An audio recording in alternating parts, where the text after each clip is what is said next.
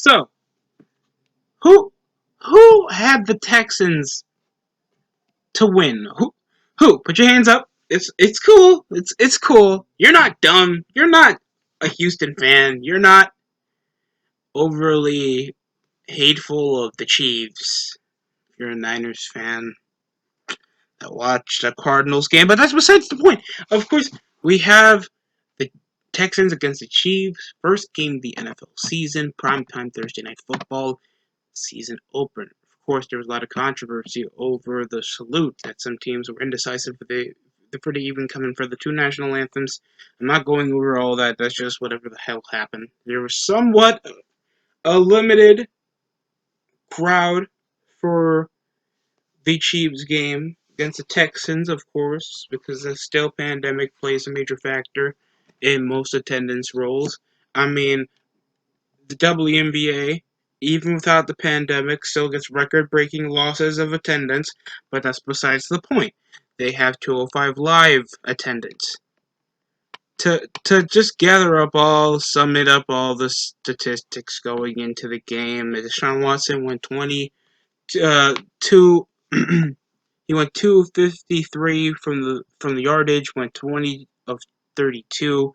He looked like whenever he was trying to launch over to Duke Johnson, that did suffer a somewhat injury. He was going over to Jordan Atkins when he was trying to lunge it up over to Will Fuller. He leaned forward over his shots, and I understand he was trying to get through the gap of the linebacker. It just felt super awkward. Will Fuller dropped, like, we opened up with a huge streak right over for a freaking drop ball. The highest the the second highest, the second most yardage for a receiver wasn't even over 50 yards. Jordan Atkins was the highest receiver with 39. David Johnson. Oh, by the way, David Johnson is a running back. Randall Cobb, 10-year receiver that already had complaints of over the offseason, over the most risque trade that he'll be a number 3 receiver at best. You're good over a pocket passer style where you're just going to be fed the ball over somewhat easy plays. Not in a not in a mobile quarterback sense, with a lackluster O line that they're just going to be overly reliant on the short pass play, unless Deshaun gets the deep ball. And Will Fuller, they were just hoping up the post or up mid, he can just lunge it deep over the Fuller. That was only the only option. Kenny Stills was targeted only twice. And he dropped one ball and one fell off his hands over an out of bounds call when he was up to Tyrann Matthews. I won't fault Duke Johnson because he had somewhat of an injury. David Johnson was one of the second best players. 77 yards off 11 carries. One rushing touchdown, the first person to score. There was a call over the first play for a near touchdown from Sammy Watkins' pass from Patrick Mahomes over the first opening drive of just a few, like 4 plays in. But then it got overruled when Watkins, falling after catching the ball, slipped off his hands over midair. It got reversed for a play because he didn't get full grab of the ball before he went down. But that's besides the point. What is a catch to the NFL? I don't know, but sometimes we know.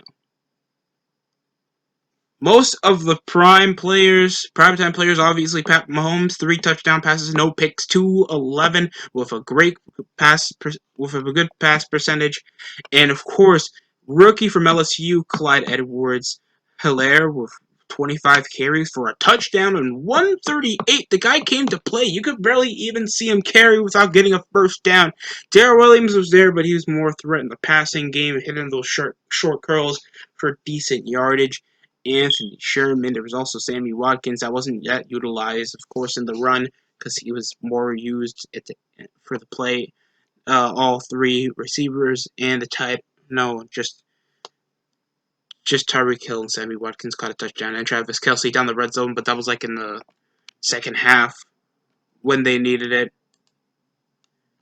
There was some pass interference plays here or there. There was decent blitzing over for the defense to do some damage, but yeah,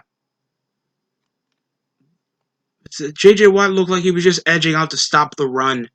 It looked like nobody can touch anybody in the defense other than ducking and dodging. Deshaun Watson was just getting highlights, rushing over, getting away from the defense. The right and left tackle couldn't do anything. The right tackle and the right guard couldn't pass block. Just come, just just cross cuts can get through that. They are that bad. They are fundamentally mediocre. I've seen better O line plays coming from the Broncos O line. That's for the past half a decade has been terrible. That's not good. Tyrann Matthews went 6-2. Anthony Hitchens went 4-3, stopping some decent stops off the run. Chris Jones and Antonio Hamilton, Janarius Sneed, they were so mid, but they stopped Deshaun Watson over times when he really was just stuck in the pocket and he had nowhere to go, or unless he was trying to run up. There was, of course, there was Charvius Ward. I'm trying to look for the name. It was so black you couldn't. And I have yes, there it is. Legarius Sneed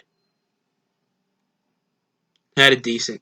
He had decent pass blocking in his plays. Some decent stops over the pass deflection, and it proved to be worth stopping over the deep ball. Randall Cobb can barely catch outside routes. Uh, Barely anything was happening over the deep ball unless it wasn't Will Fuller. It's like, and now it's either just the Jaguars, not the Jaguars. They're not making it to the playoffs. It's just the Colts. AFC South is so droughted of talent. It's depressing. You have the Jaguars just doing refresh on their computer too many times that they forgot that they made like an AFC championship 3 years ago. And you got the Colts that just lost their prime superstar quarterback to injury, sadly. Probably he'll come back in like his early 30s because, some true talent don't really retire unless their injuries are that dire. And, of course, we got the Tennessee Titans that are the major favorites. And some set we did not see Ryan Tannehill play. But somehow Madden thinks Colin Kaepernick, that hasn't played it down since 2016, is a higher caliber quarterback than Ryan Tannehill. Larry Fitzgerald is more of a starter than Colin Kaepernick, and this is coming from a Niners fan. So, of course, uh, God, it just felt poor. If if you don't have anything going for you, and you have Brandon Cooks getting only 20 yards, Darren Fells just feeling like he wasn't doing anything, and Randall Cobb that couldn't catch a ball if there was literal duck gorilla glue on the ball, then there was a major issue if none of them could even rack up over 50 yards receiving. It was either David Johnson just getting over those outruns and just getting it down off the red zone. They did sort of pick it up later in the second half, but it was already over. Kansas already had 17 points going in the second half. They just came with an unanswered 13. They haven't scored since the third quarter.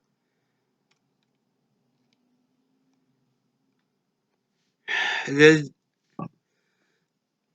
it's like on paper, you think their defense would overshadow their offense. It just felt Bradley Roby only had one tackle for loss. Next to Burkendrick McKinney. J.J. Watt was only 2 of 1 and only stopping the run once. They got nobody. No Jadeveon Clowney, Zach Cunningham, showed somewhat some potential to me. Bradley Roby was just there to stop Sammy Watkins. Tyreek Hill caught some good bangers. It just, oh man, it just felt like it was just a Chiefs game, and many people were just counting out the Texans. I don't like doing that to the Texans, man.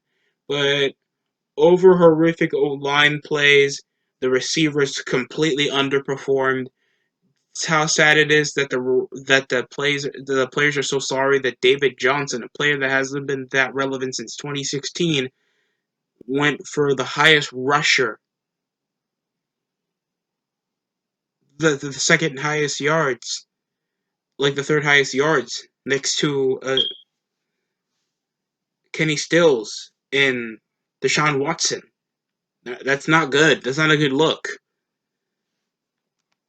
So where Deshaun Watson come like week 3 is gonna be the leading rusher until they actually pick up probably Jay Ajayi or something off because he's still a free agent, I think. But yeah, I guess this is the recap. This is an entirely disappointing game, but something inevitable because of course this is a go. This is a season opener for a Super Bowl defending champions, and of course it makes sense the Chiefs come out winning a one-sided game with, of course, a loss of weapons or just a weapon in getting an actual prime receiver that did show up. DeAndre Hopkins did show up in his game against the Cardinals off a big wheel play that kind of stopped the 49ers, and we couldn't get it done in our offense. But that's besides the point. Lakers, bro, you hurt me. But still, that's it coming for the primetime recap. Thanks for watching, folks. Hopefully, I get prediction videos out before Thursday starts. So that's it coming for me. Thanks for watching. Hope you like, comment, subscribe, and like the video.